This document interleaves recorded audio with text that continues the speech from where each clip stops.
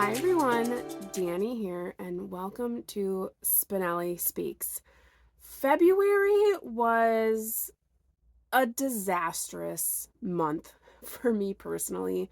My whole family has just been sick since day one, including an ER visit, an overnight at Children's Hospital. I'm still sick. It just is like this lingering residuals of congestion and a cough. It's not terrible right now, but I just want it to be over.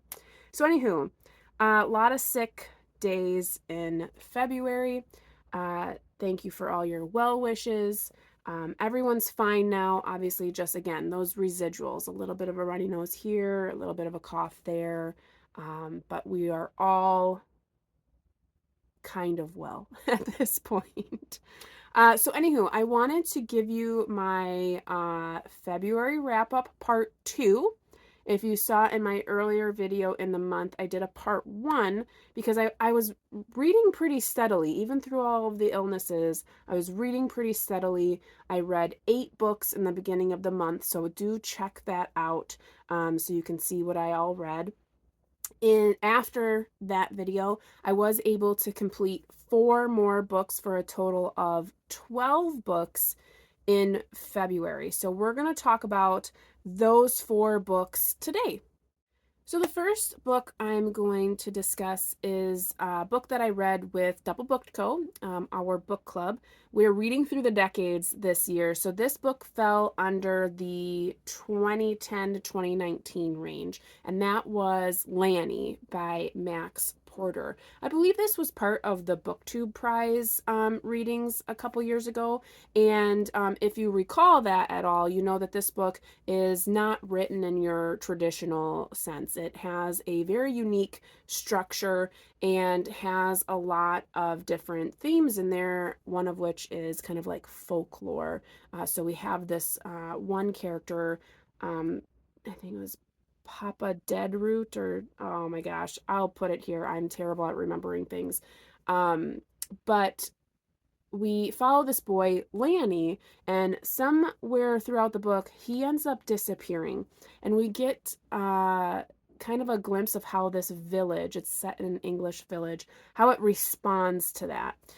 So it's very interesting. I only gave it 3.5 stars because I had a hard time kind of really getting absorbed into the book. I really liked certain aspects and I loved the characters, but because of the unique structure of the book, you don't actually get a lot of the characters. And I wanted more of the characters. So I did give it a 3.5. So on Goodreads, it'll be listed as a 4.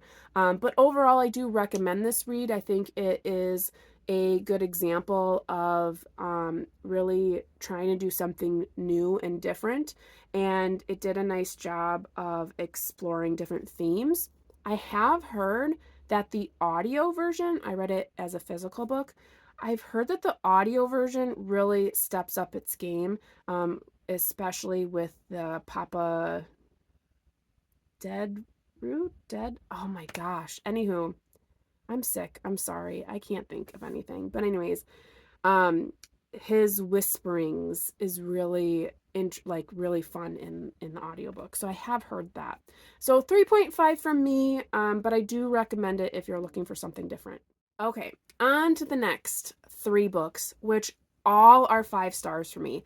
Now, if you know me, if you follow me long enough, you know that I hardly ever give 5 stars to books. In fact, I'm pretty sure last year I had 1, maybe 2 5-star books.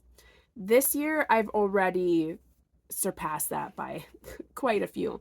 And like I said, the next 3 books that I'm going to tell you about, I gave 5 stars to all 3. So we're going to start with the first one that I finished, which was also part of my 40 before 40 challenge. If you saw my goals video, you know that I'm trying to read 40 books that are from my physical TBR before I turn 40. And one of those was Kite Runner by Khaled Hosseini, and I'm sure I'm saying that wrong and I apologize. But so Kite Runner, I'm sure many of you heard of this book. It's been sitting on my shelves forever. I finally picked it up and I'm glad that I did. This is a very difficult book to get through, not because it's hard to read, but the content is just so tragic and emotional, and it is definitely a book that is a must read. I think it really opens your eyes to different culture, different experiences, and really pulls at your empathy. And I think it's beautifully written. I think there's a lot of like flashback, flash forwards. There's a lot of growth throughout the book. This book is really about kind of regret and what you do about that, and how different circumstances in your life, how they frame you.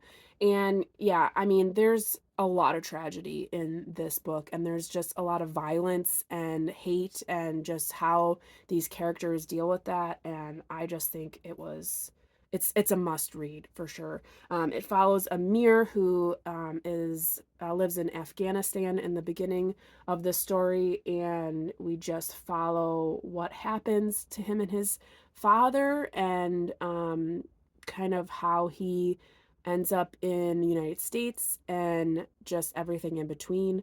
It's mind-blowing, this book. So 5 stars for sure. If you haven't already picked it up, I would definitely give it a try. But be ready for an emotional ride. So a little bit on the lighter side, I picked up The Storied Life of A.J. Fikry by Gabrielle Zevin. This is also, or was also, part of my 40 before 40. I've had this on my shelf for a little while. It then was adapted into film, so I was like, I really need to get to this. And boy, am I so happy that I did. Again, another 5-star read. And this, I feel, I gave it a 5-star read because it was just so beautifully intertwined. There are several different people that we kind of follow. It is a third person written, so we don't have like a first person POV, but we follow AJ Fikry, who in the beginning of the book is kind of a curmudgeon, but he's had a lot of tragedy. He's dealing with grief and loss, and through that we have a story about found family. We have a story about love, and not so much romance, but just love in its entirety, of love of your community, love of the people around you, love of your family, love of your children. And there's just so many things that intertwine in this story. There's a little bit of mystery, there's a little bit of nuance. It's just, for book lovers especially. AJ Fikry is a bookseller, and so we have a little bit of those interjections of different stories, and it's like a love letter to your children as far as like the great stories of your life. And I just thought it was beautifully written. It was tragic, it was sad, but it was also very uplifting, and it reminds you every day of just like how important stories are, and that your life is a story, and to share that with your loved ones. And I thought it was a beautiful story. I don't know if I'll watch the film, but maybe someday in the future. Let me know in the comments if you've seen the film and if it's a good adaptation. So let me know about that. The last book on my 5-star list that wraps up the 12 books that I read in February, another 5-star read. This one is a fantasy novel, and that is N.K. Jemisin's The Fifth Season. Now, this has been sitting in my Kindle Unlimited library for ages, probably since I got Kindle, which was last year sometime or the end of the year before. And I just been putting it off because I'm like, I really want to be ready to read this book. And finally, I was like, I need to clear out some of these books in my Kindle Unlimited. And I was like, this is one of the first ones I put in there. Let's go ahead and read it. And I gotta tell you, reading it digitally, I was struggling. I was struggling pretty hard. I wasn't able to read very much at a time. I wasn't really able to link into the story. I was having a really hard time. So I did go on to Audible and got it as an audiobook, and that changed the script. I really thoroughly enjoyed this fantasy.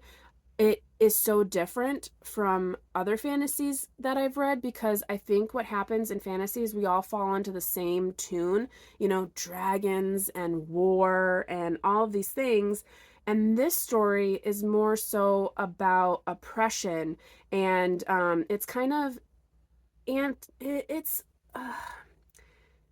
in a different world, so I don't know if it's really, post-apocalyptic. It is, but it's also kind of not, because it's in a different world.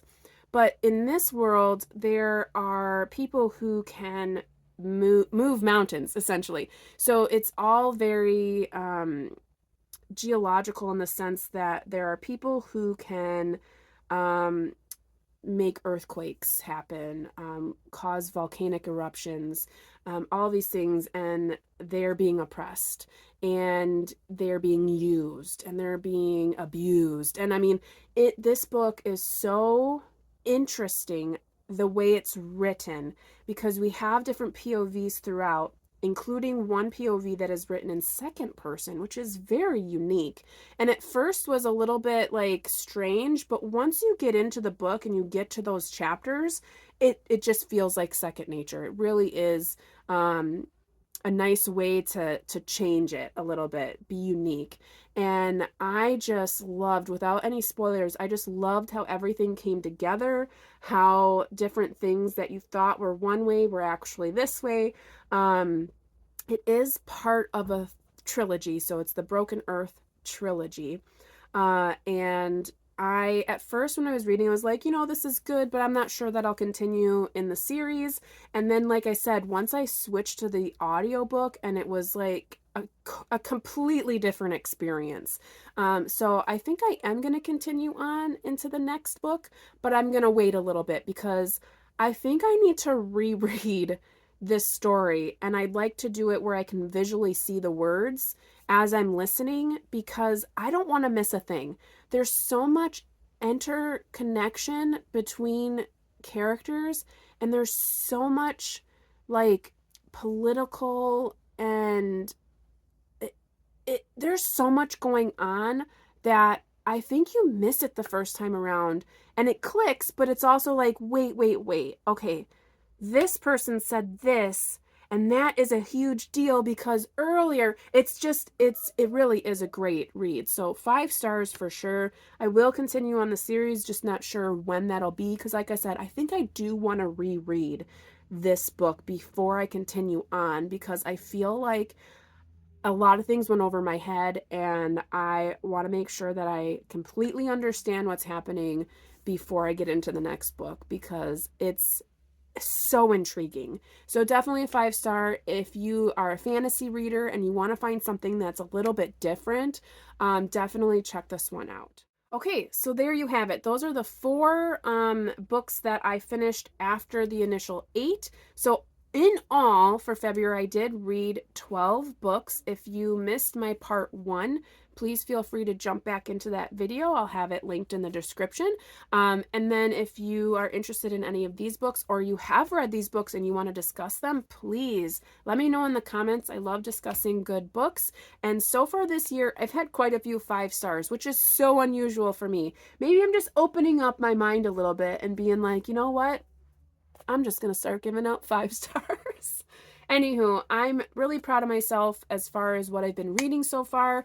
I'm really proud of myself that I've been getting so many of those 40 before 40 books done, as they all have been quite good. And I think setting up a challenge for myself has really allowed me to read a myriad of different genres, because I think last year, like if I go back and I look at all of the books that I read last year, it's a lot of fantasy, a lot of romantasy. And not that there's anything wrong with that, but I feel like I kind of fell down a rabbit hole and I was reading some good books, but a lot of books that were like, meh. And now I'm feeling that I'm really, because of this challenge, I'm really been finding a lot of books that have been great. And that's ultimately our goal, right? Is to read great books. Anywho, let me know what great books you've been reading so far, and I hope that as you are continuing into March, you're reading even better books. So let me know in the comments. Until then, I hope you are all staying safe, taking care, and reading something fantastic. Until then, you know how it goes. Happy reading. Bye.